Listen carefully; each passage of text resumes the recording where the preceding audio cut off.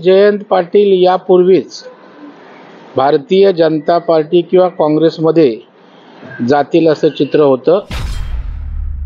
शरद पवार साहेबांच्या पक्षाचं भविष्य त्यांना त्या ठिकाणी माहीत आहे आणि त्यामुळे अशा प्रकारचा निर्णय जयंत पाटील घेऊ शकतात।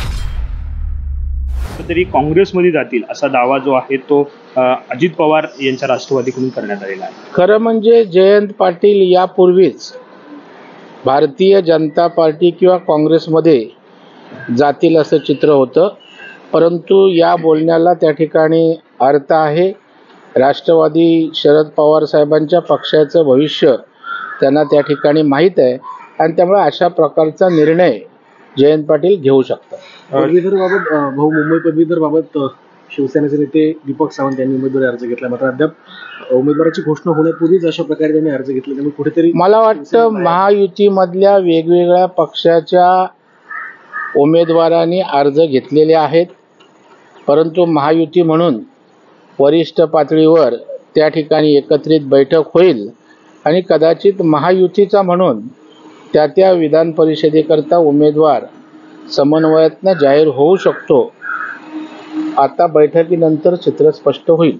भाऊ, इकडे अमित शहानी दावा केला की 400 पार जे आहे ते भाजप किंवा एनडीए येईल, तर दुसरीकडे काँग्रेसकडून वडेट्टीवार किंवा काँग्रेसचे अनेक नेते 350 पार असा दावा करत आहेत। काय एकंदरीत तुम्हाला काय वाटतं, काय चित्र असेल? मला वाटतं देशातल्या जनतेचा कौल हा पंतप्रधान नरेंद्र मोदी साहेबांच्या बाजूनं मोठ्या प्रमाणावर दिसतोय। त्याचे प्रतिबिंब मतदानाच्या दिवशी दिसत आहेत आणि त्याच्यामुळे कुठल्याही परिस्थितीत भारतीय जनता पार्टी 400 त्या ठिकाणी पार होईल यात आमच्या मनात कुठल्याही प्रकारची शंका नाही। आता विजय वडेट्टीवार कशाच्या आधारे बोलतात, मुंगेरीलाल के हसीन सपने आहेत। महाराष्ट्रामध्ये त्यांचं काय होतंय हे पहिलं त्यांनी पाहावं।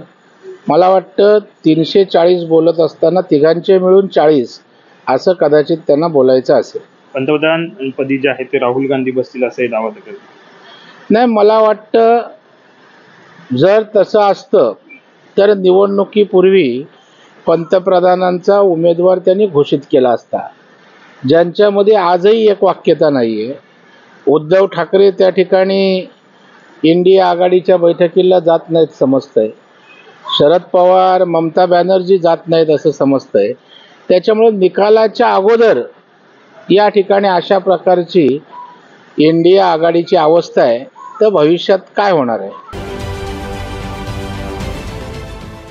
देश विदेशातील प्रत्येक घडामोडींचे लाईव्ह अपडेट मिळवण्यासाठी आता साम टीव्हीच्या सर्व सोशल मीडिया प्लॅटफॉर्मला लाईक, फॉलो आणि सबस्क्राईब करा। तसंच सर्व नोटिफिकेशनसाठी बेल आयकॉन प्रेस करायला विसरू नका।